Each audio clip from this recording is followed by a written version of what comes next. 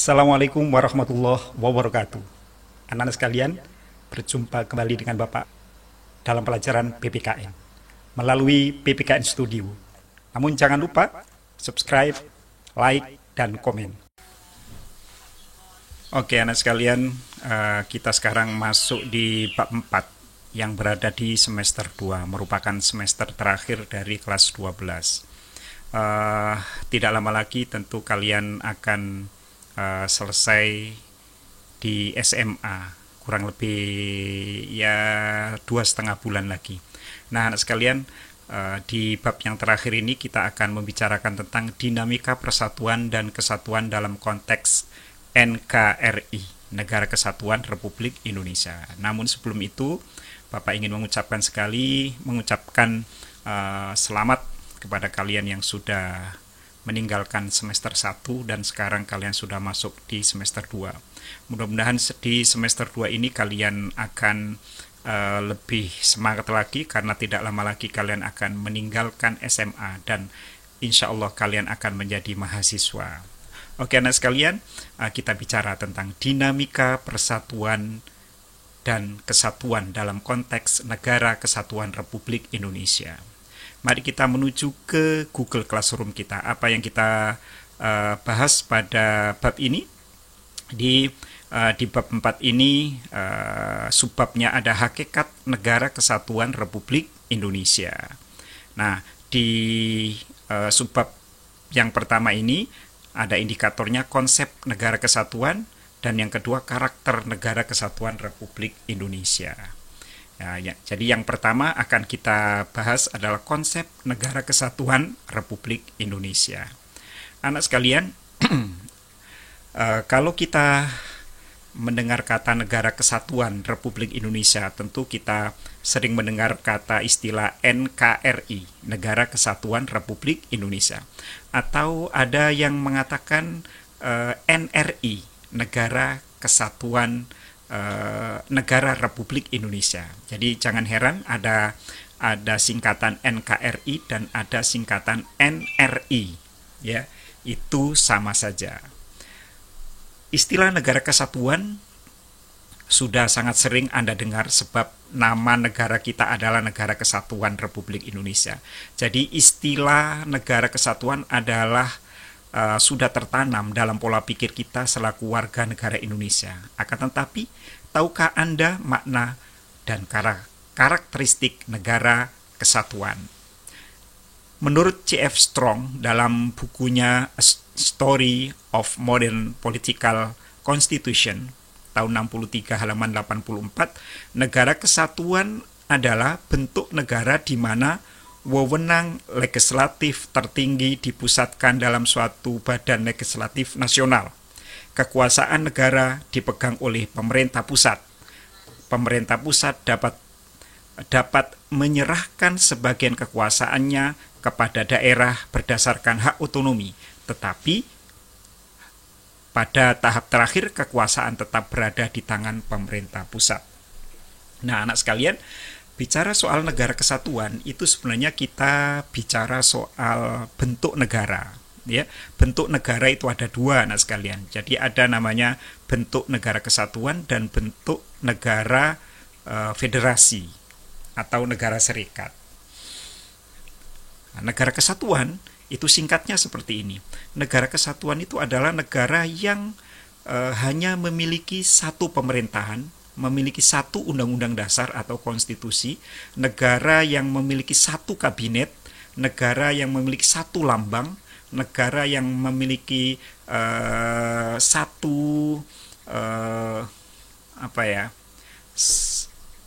semuanya serba satu.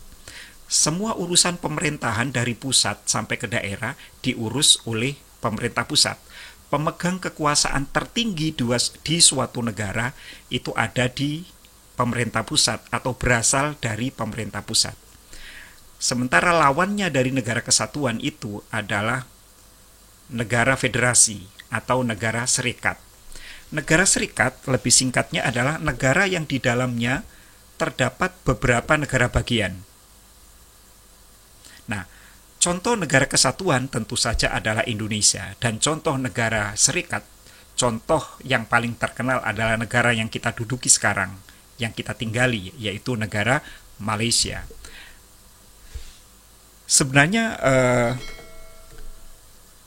secara singkatnya, negara kesatuan, untuk membedakan negara kesatuan dan negara serikat atau federasi itu bisa dilihat dari mana kedaulatan tertinggi atau dari mana kekuasaan tertinggi negara tersebut berasal, atau dari mana asalnya kekuasaan tertinggi di negara tersebut. Kalau negara kesatuan seperti Indonesia, maka kedaulatan tertinggi atau kekuasaan tertinggi itu berasal dari negara pusat. Lalu negara pusat memberi sebagian kekuasaannya kepada daerah sebagai bentuk otonomi, penyerahan kekuasaan atau penyerahan wewenang kepada daerah, dari pemerintah pusat kepada daerah. Itu sudah kita pelajari di kelas 10.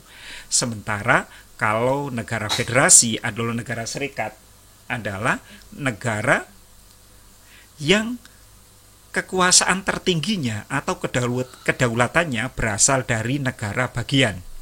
Contohnya adalah Malaysia. Malaysia itu baru ada tahun 60-an ya, tahun 63, di mana terbentuknya bergabungnya Sabah dan Sarawak. Sebelumnya tahun 57, yang kalau kalian sering mendengarkan lagu kebangsaan Malaysia, tanggal 31 bulan 8 57, ya, itu bukan Malaysia, itu baru Persekutuan Tanah Melayu. Sebelum ada Persekutuan Tanah Melayu, di Malaysia ini sudah ada kesultanan, ada negara-negara kecil, negara Johor, negara Pahang, negara Malaka, negara Terengganu, negara Selangor, ya, ada 9 kesultanan. Lalu kemudian tanggal 31 Agustus 57, 9 kesultanan ini oleh Inggris disatukan menjadi Persekutuan Tanah Melayu. Lalu kemudian beberapa tahun kemudian, tahun 63-an, Sabah dan Sarawak bergabung. Jadilah namanya Malaysia. Jadi dari sini terlihat Malaysia itu ada karena adanya negara-negara kecil tadi. Jika tidak ada negara kecil untuk bergabung, maka Malaysia tidak ada. Maka kekuasaan yang dimiliki oleh negara Malaysia itu adalah berasal dari negara-negara kecil. Bandingkan dengan Indonesia tadi. Indonesia lahir tanggal 17 Agustus tahun 45. Yang lahir itu Indonesia. Setelah itu pada sidang PPKI yang kedua tanggal 19 Agustus 45 baru wilayah negara Indonesia dibagi menjadi 8 provinsi. Jadi Indonesianya lahir dulu, baru provinsinya lahir, dibentuk 8 provinsi yang sekarang kemudian berkembang menjadi 34 provinsi. Jadi beda ya. Itu adalah konsep negara kesatuan atau negara unitaris yang merupakan lawan dari negara federasi atau negara serikat. Nah, coba kita lihat di info kewarganegaraan ini. Negara kesatuan sering juga disebut sebagai negara unitaris atau unity, yaitu negara tunggal, satu negara, satu yang monosentris, berpusat satu, terdiri hanya satu negara, satu pemerintahan, satu kepala negara, satu badan legislatif, yang berlaku bagi seluruh wilayah negara.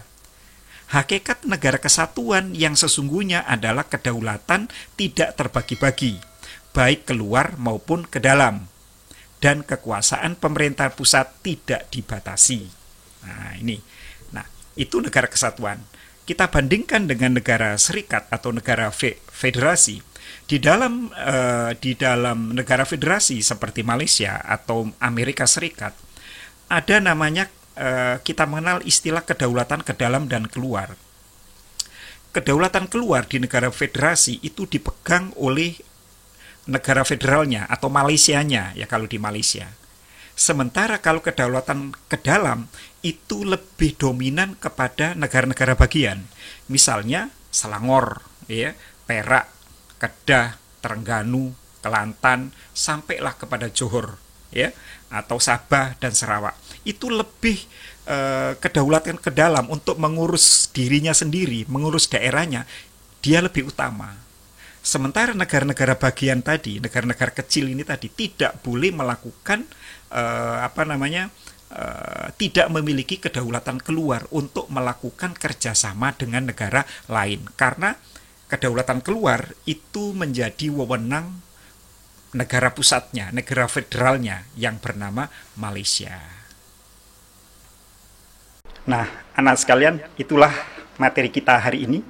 Mudah-mudahan kalian bisa memahaminya dengan baik. Jika kalian masih belum bisa memahami dengan baik, maka kalian bisa buka kembali video ini di YouTube Bapak, yaitu di PPKN Studio. Atau kalian kembali ke Google Classroom untuk membuka materi dengan lengkap. Terima kasih atas perhatiannya. Assalamualaikum dan salam sejahtera.